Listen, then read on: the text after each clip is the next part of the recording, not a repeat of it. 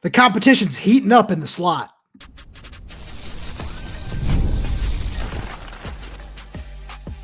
You are Locked On Huskies, your daily podcast on the Washington Huskies, part of the Locked On Podcast Network, your team every day. Welcome back into another edition of the Locked On Huskies podcast. I'm Roman Tomashoff. That's Lars Hansen. He's site editor with Athlon Sports' Inside the Huskies.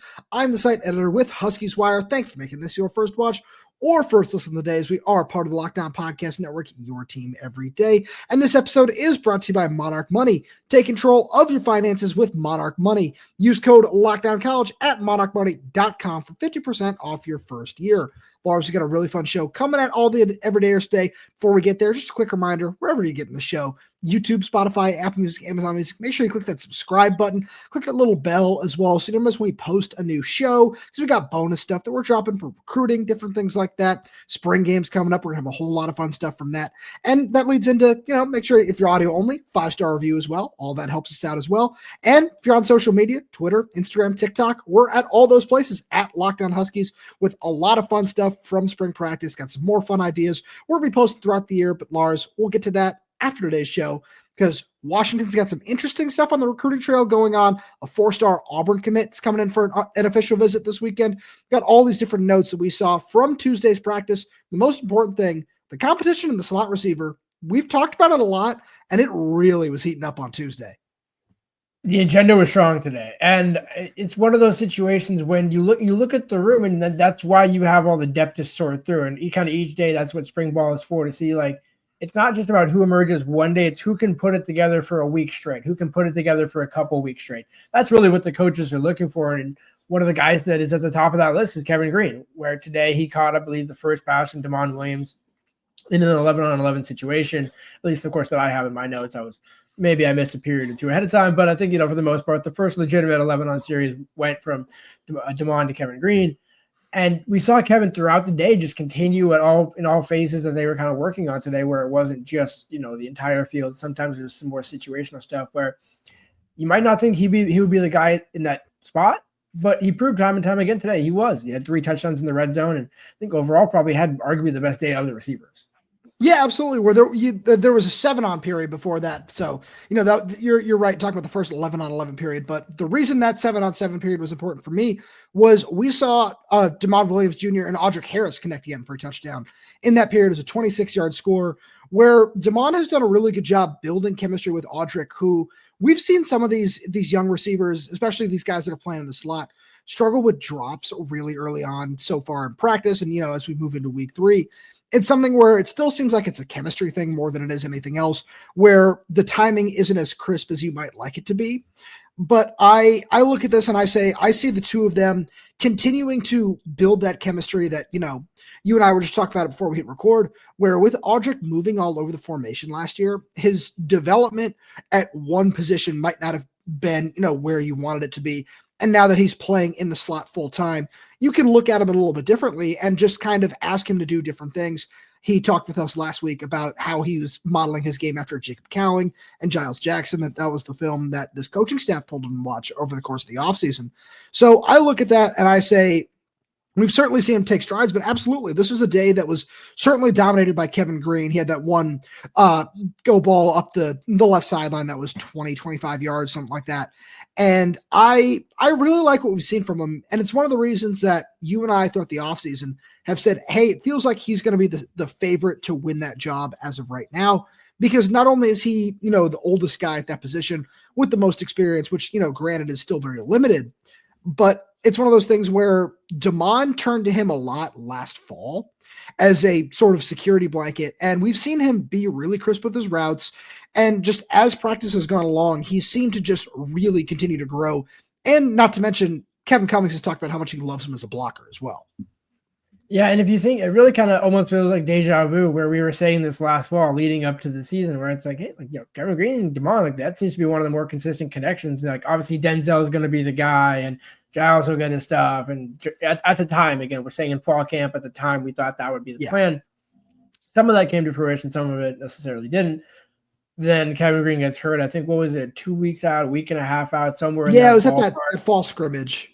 And it was one of those, you didn't necessarily think about it at the time. Then I was like, ooh, wait a minute. Now they're seeing like a missing piece, and kind of to bring it back with the Audric point, that's maybe, I see both sides of it, where even though, like we talked about, where maybe you're playing him at all three, stretch him out a little bit too much. And then, I'm not saying he was overwhelmed, because again, coming from Bishop Gorman, he's a smart kid.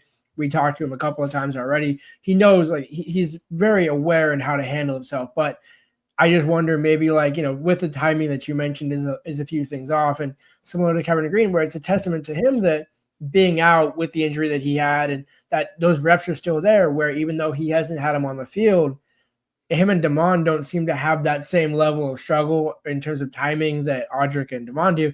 And that's not to knock Audric and Damon. It's just, that's again, the key word you mentioned was veteran. That's why you have an Omari on the outside with Denzel. There's a veteran nature, a veteran presence, where this isn't your first rodeo or even your second rodeo. It's, you've been around a bit. You might not have it in the stats, but we're a guy that we can depend on, because we've seen it every day at practice for the last 2 years. Now, not necessarily here. One of those was at Arizona, but Kevin Cummings knows, like, hey, like, his time is now. And I think the run game comment you mentioned was really intriguing to me. Yeah, that was something that really stood out when Audric Harris said, Kevin Cummings wants us all to be like Kevin Green when it comes to blocking. And Kevin Cummings said something along the lines of, since he's like 5'9", it helps him, get low and get under the pads. Maybe that helps him out a little bit. But that's certainly something that needs to just be emphasized when it comes to seeing receivers get on the field early, because that's something that you need to make sure that you trust in your young receivers, that they know how to block when they get on the field. And it's something where I'm really intrigued to see how that might impact Chris Lawson, where I'm not saying by any stretch of the imagination that he's been bad, where, the run blocking drills that we've seen have certainly been, very short when it comes to the wide receivers. We haven't seen a whole ton of those so far this spring, but Chris Lawson is certainly impressed in stretches where he looks just the most advanced of the freshman receivers who've come in early, where the routes are there, the hands have been there for the most part. And the more I watch him, the more I say, I think he's going to find a way to get on the field early. But with the way Audric Harris has come along, and with the way Kevin Green has come along as well, I'm starting to just kind of think maybe some of these receivers, I still think at least one of them is going to burn their red shirt, but it might not be in as big of a capacity as you and I first thought. I agree with that, although I think it's pretty clear Chris Lawson. I don't know if it was you or somebody else that I turned to at practice tonight. I was like, yeah, Chris Lawson's not redshirting. Like, he's playing. Yeah. Like, there's no chance. Again, the only asterisk being barring injury. But even then, like you mentioned, the best availability is being dependable. Like, he's been there. He's been at practice every day. Was walking off the field today with Jimmy Doherty, the offensive coordinator, which I think, again, kind of shows you, hey, as a freshman, staying after practice to work with the quarterbacks coach and offensive coordinator, that tells you, okay, like, clearly halfway through spring, Jimmy Doherty is seeing, okay, this is clearly a guy that we're going to have to factor into the game plan. So let's make sure he can, stay after practice. And it's a testament to Lawson, where it's, I'm coachable. Like, stay in the office, do whatever you need. And that was always kind of the vibe I got from him, covering his recruitment. It was just a guy that, 4-star, was coveted by many schools. You just knew it was going to come in and be dependable. I think the more apropos comparison, maybe Jalen Millen, like you pointed out, where it's just a guy can come in, put him in wherever you need, and be dependable. And ironically, like, I remember Jalen, I think, kind of struggled with drops early on, so maybe he's got a little bit of Marcus Harris in him. But either way, you still end up thinking down the line, you still got 4 or 5 solid receivers to work with coming in. But yeah, I think Lawson's probably going to be the most secure one to play the season of that group.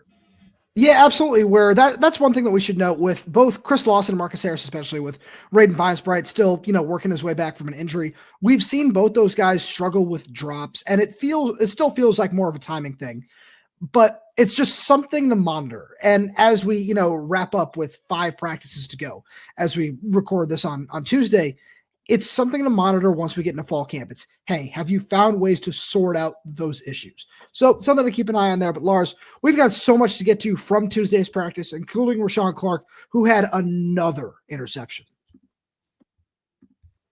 And we'll get to that right after a message from our friends over at Monarch Money. Ever check your bank account and wonder, where did all my money go? Between dining out, online shopping, and entertainment, it's easy to lose track. That's where Monarch Money comes in. Your personal CFO, giving you full visibility and control over your finances. Monarch Money isn't just a budgeting app. It's a complete financial command center. You can track all your accounts, investments, and spending in one place. So you stop just managing your money and start building wealth. When I started using Monarch, I realized just how much I was spending on food delivery. Now I budget smarter and save more. Instead of juggling multiple apps, you can use Monarch to check your finances, track spending, and even plan long-term goals. Managing money with your partner is smoother than ever. You can track shared and personal accounts, set goals, and stay on the same page without the stress.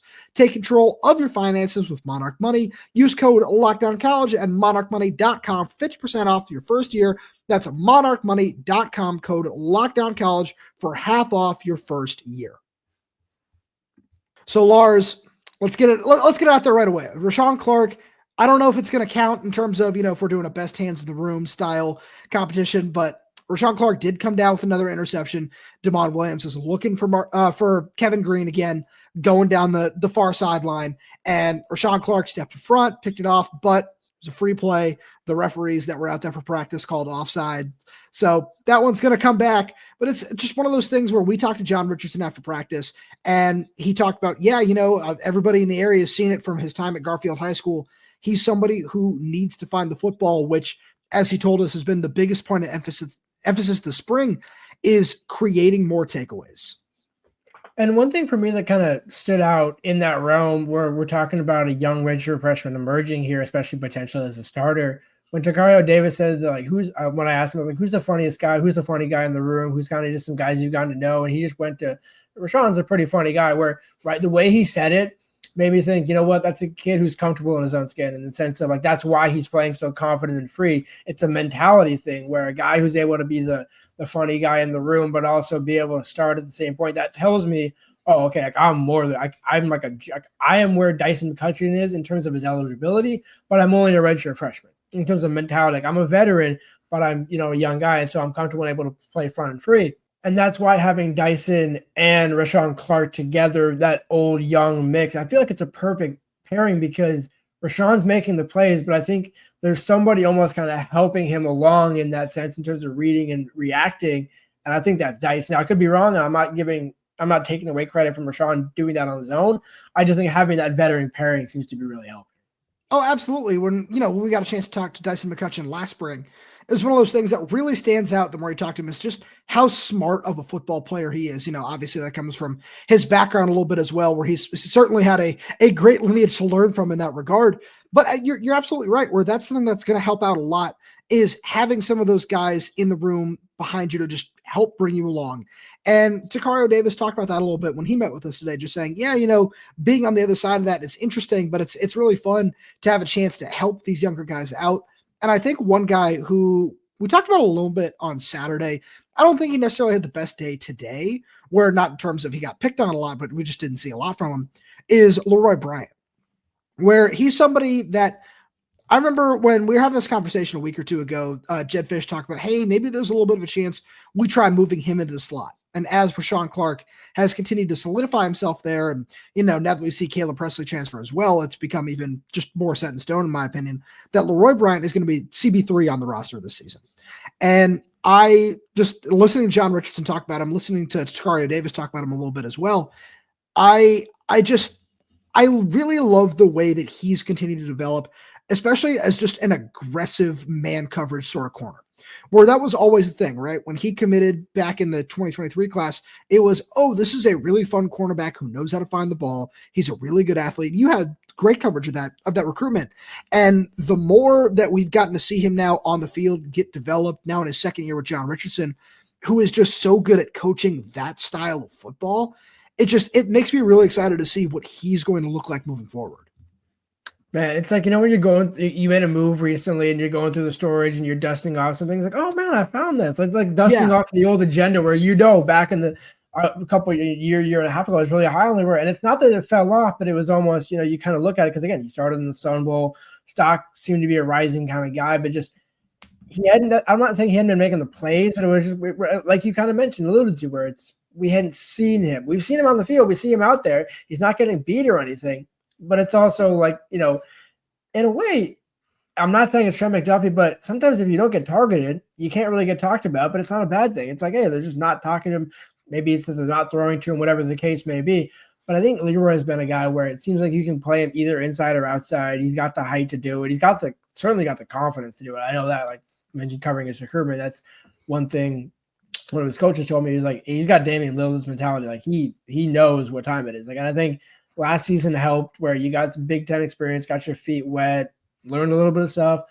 Now you're coming in as a guy where, hey, you got two perfect veterans to learn from. Again, another perfect example of this, where Dacario and Apicius Brysock, he's not as tall as them, but you can play with the same mentality. And John Richardson's a perfect coach to get it all out of him. And so you think, I'm just curious, like, he's got such a high ceiling. I don't think you can truly push either of the other two guys out in terms of this season, in terms of you're not going to see Leroy being your CB2.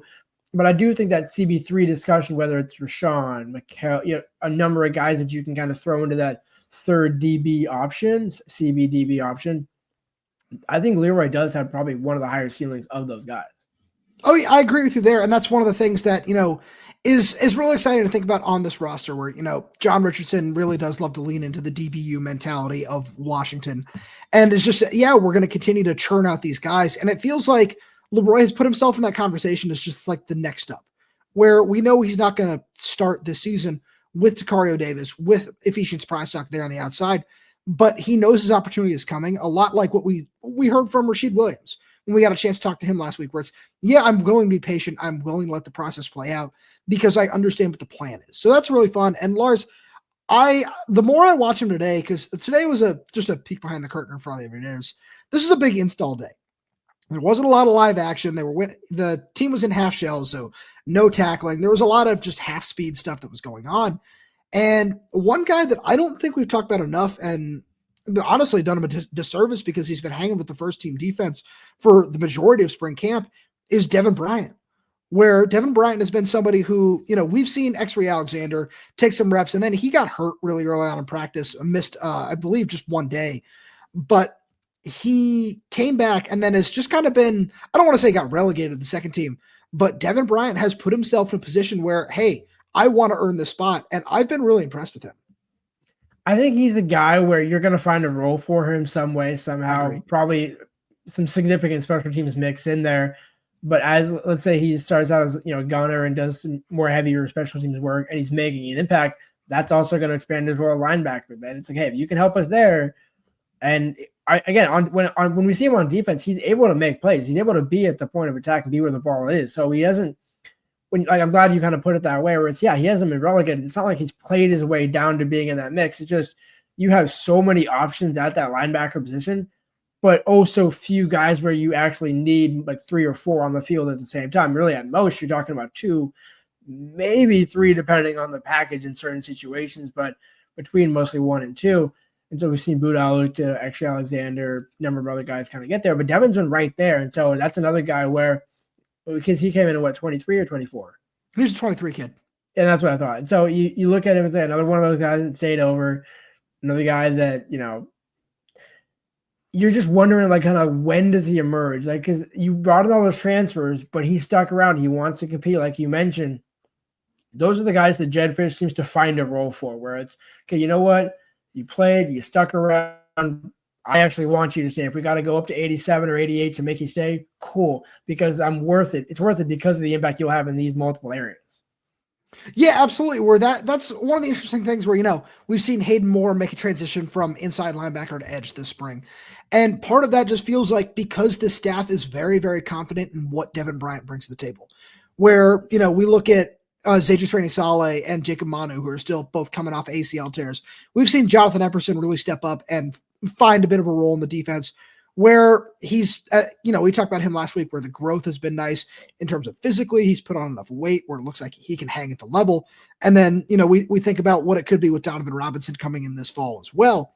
So there are a lot of nice options at the position. And the more I look at it, I say Deven Bryant has certainly found a way to, I don't want to say make himself indispensable, because I feel like that's just, again, like I said earlier, just doing him a disservice, because it's so much more than that.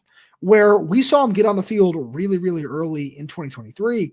And, he didn't make the biggest impact because a lot of it was just at the end of games. But he just showed that he can be that sideline to sideline, just true inside linebacker that just finds a way to wrap up and tackle every time. That's what he did at St. John Bosco, and that's what it feels like he's going to continue to do. And finding a way to utilize him in this Ryan Walters defense, I feel like Buda Alukta and Jacob Manu might be the perfect guys for him to just kind of learn from, because he's just another undersized linebacker in that same regard, where you can just find a way to utilize that production. And if he continues to add a little bit more size to his frame, I feel like he can take on blocks in the same way that they do as well. But Lars, we got a lot from today's practice. There's a whole lot going on in the recruiting trail as well. And it starts with a 4-star Auburn commit that's coming on a visit this weekend.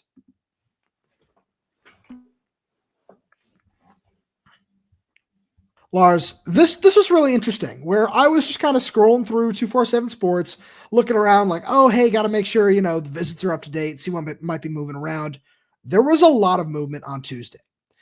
None bigger than Denairius Gray, 6'2" wide receiver from Chaminade Madonna High School in Hollywood, Florida, where I was like, this isn't a name I've seen before.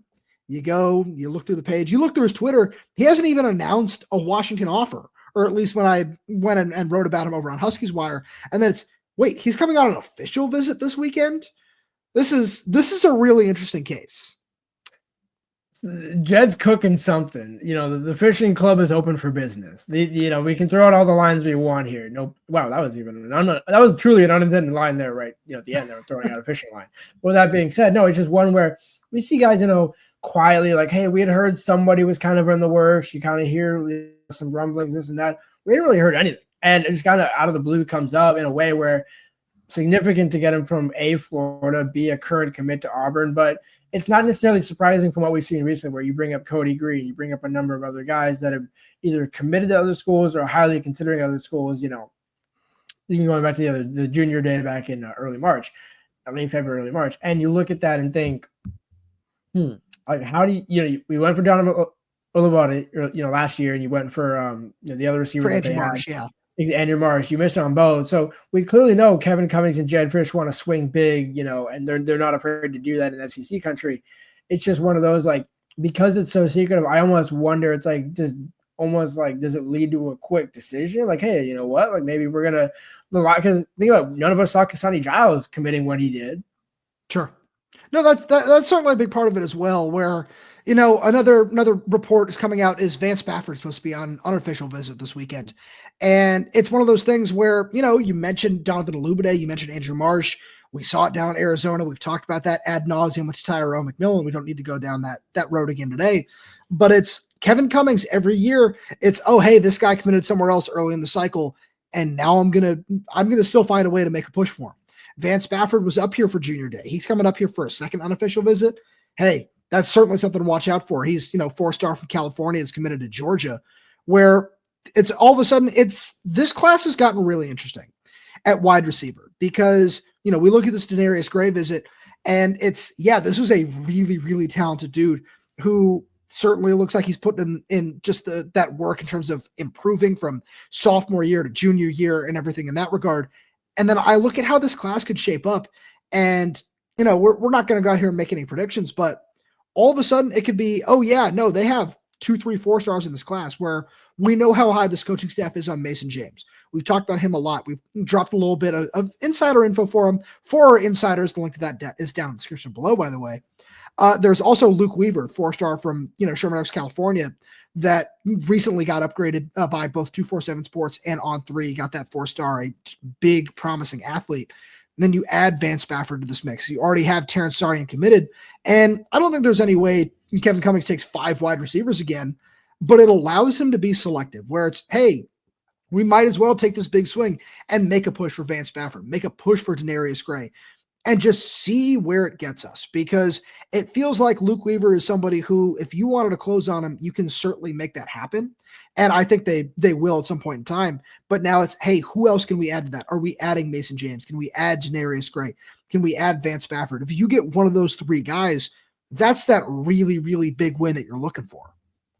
And that's why you cast that wide, big net. It's why you go and, go for all 3 or 4 and don't just say we're going to put all our eggs in the Mason James basket or all our eggs in the Luke Weaver basket. It's you have a appealing offense, a highly attractive wide receivers coach that players have been developed out, like you just mentioned, that we don't need to go down the list to rehash all over again.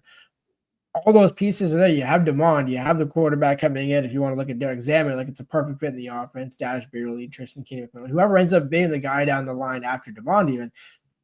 Like everything is in place. That's why if you're a 4-star receiver, if you're like a coveted receiver, Washington's probably on your list in some way, shape, or form. And that goes all the way back, even to the Auburn commit, where a guy you normally wouldn't think from Hollywood, Florida, like what's the connection? The only connection is Jedd Fisch in Florida. That's the only connection. So that's why I'm saying there's got to be something there that that we'll find out, I'm sure, after the fact. But with all that being said, it's why you brought Jedd, because Jedd's not afraid to swing big. He's not going to go. Not that there's anything wrong with it, but the Chris Peterson route of, hey, you know what? There's this guy that's 6'3", kind of undersized at a 2A school. We can coach him up, and those stories are great and all that. Don't get me wrong, I love those stories. You and I both do. But we're competing for CFPs and playoff spots here.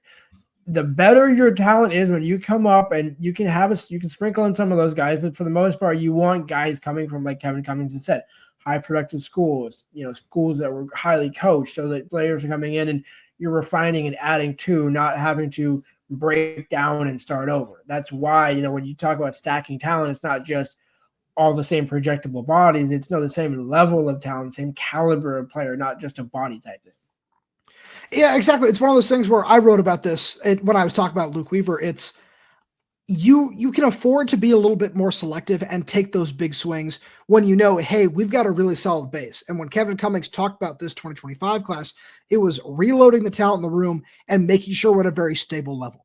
Now we can take these big swings and, maybe 1 or 2 of them don't pan out. Where it's the same way that I thought about with Tyson Bacon, the Tennessee commit, who's still scheduled to come out on an official visit during the spring game, where it's, this is a really interesting swing that you're taking, where, I look at that slew of official visits, and if it doesn't pan out, it doesn't pan out. But you might as well take the swing and just say, hey, it gets people talking about Washington. It's, this dude that's committed to Tennessee, this dude that's committed to Auburn, want to come up to Washington and take a visit, because it's something a little bit different. It's something you talked about when you spoke with Mason James and saying, hey, this area, everything about this visit really made an impact. You could probably say the same about Chase Calicut from Texas as well. Now we've seen that first commitment from, outside the real footprint with Derek Zammit from New Jersey. It's about just finding different ways to grow, where it's not going to just all of a sudden happen overnight. And you're getting guys from Florida and New Jersey and Alabama and Georgia and Texas, whatever. It's a slow process. And it's one of those things where the more I look at it, the more I say it's going to look a little wonky early on, but you might as well do it, because if you want to, still stay and clean up in California, that's certainly going to be very important. We did a whole lot of talking about that yesterday with Cody Gray, where if you're able to pull that off, that is still priority number 1. That's still where the majority of your resources lie. But if you're able to do that, it allows you to expand. It allows you to keep going, because that's one of those things where, as we've talked about before, with stars not being everything in the recruiting rankings, but if you're still able to go do that and pull in some of those high value guys, it's something that people around the country are going to continue to notice and going to continue to say, okay, yeah, let me go see for myself what they're building up there with, every single recruit that you ever see get interviewed about, guys that we've talked to, wherever it be, talk about Washington. It's that culture and everything that coaching staff is doing up there is something that I want to be part of. And it all comes back to Jedd Fisch, which made me think of what is his recruiting page. I could absolutely see it being, well, Jedd knows the NFL numbers. Here's how many NFL players come from the state of Florida. Here's the NFL offense that I run. Here's a basically wide receivers coach that knows how to produce guys to the NFL. Let's put it all together. You can go to the Big Ten, be at Washington. Your family can come up when we go to play Maryland or wherever, and come out to some games in Seattle. Now that NIL is a thing, you can make that happen for families. Whereas again, 5-10 years ago, again, it's a new age in college, so it's almost, for every fan that says like, oh, well, it's not the same anymore. I know, isn't it kind of better? Like, when did Washington ever get a chance to have an elite, talented receiver naturally from Florida, not just a kid that, no offense, plays at IMG, but is from X, Y, and Z, California. Still cool in that same right, but a kid who, when you're from Florida, it's like getting a kid from Alabama, from Georgia. It's, wow, I've never been west of, Texas. Now I'm living out in Seattle and I love it. And then, 4 years, 5 years down the road, they're like, you know what? I'm going to stay in Seattle. It's nice out here. Like I never would have thought 4 or 5 years ago that I would stay up in Seattle the rest of my life. And yet that's what this opportunity provides. And Jedd Fisch seems to be the guy that says, you know what? I know where the talent is. I know how to coach it. I got the scheme to do it, the blueprint to run it. Resources available. Let's go get them. Why not? Lars, as always, thank you so much for being here. Thank you to Levidators tuning in. We really do appreciate your support. We got so much more fun stuff coming for you throughout the offseason. So please make sure you subscribe wherever you get your podcasts. Whether that's YouTube, Spotify, Apple Music, Amazon Music, we're there. We're everywhere. We're updating this channel with new content every single day. So make sure you click that like button, click that little bell so you never miss when we post a new video. If you have any questions, comments, concerns, drop right down below in the comment section. And if you're audio only, please, if it's a 5-star review, it does help us out a lot. Thank you so much for tuning in, and we'll talk to you on Thursday.